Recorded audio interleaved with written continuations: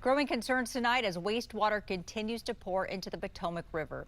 We first told you about the pipe collapse near Claire Barton Parkway and 495 last month, and crews still have not been able to fix the issue. Our Washington, D.C. reporter Felicia Ashley went back to the site of the break and tells us the impact the waste is having on the environment and water. Crews have been out here working nearly every day to try to fix the problem. Now, when I spoke to DC Water, they said the levels right now are stable, and I asked if they expect it to stay that way. Researchers from both the University of Maryland and the Potomac Riverkeeper Network released research this week. The water is contaminated based on their sampling method and size.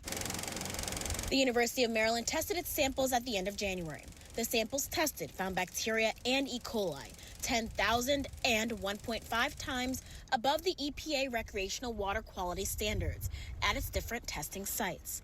The snow and ice could definitely lead to a release later of, other bacteria, right? That can get stored in the ice and then it can get released and reactivate as the water's warms. If this stuff starts melting and there's a release, that we could be dealing with these, concerning levels of E. coli and other bacteria in the river for many weeks to come. At this time, DC Water says just over 420 million gallons of sewage has overflown.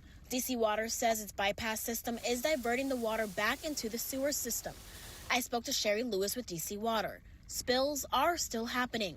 DC Water testing done this week shows that downstream E. coli levels are within the range of the U.S. Environmental Protection Agency standards.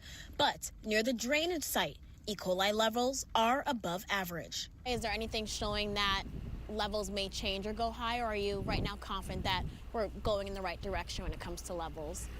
So this overflow has been mostly contained since January 24th. We've had some limited overflows that have occurred, and you've seen that in our data with everything trending down. So yes, there is still a risk of some overflow here. It's very minimal. Now the river shows a contrast of what was pushing through what the river is right now. DC Water has slowed and at times stopped a sewage spill. It says there's a big rock in the way. It's going to take manual labor for the crew to really go in there and pull each massive rock out, and that could take 4 to 6 weeks to fully complete. Now, the Potomac River Riverkeeper says that it is urgent that this gets completed promptly because the longer that it stays, the more sewage that could possibly spill over. For now, reporting near the Potomac River, Felicia Ashley, 7 News.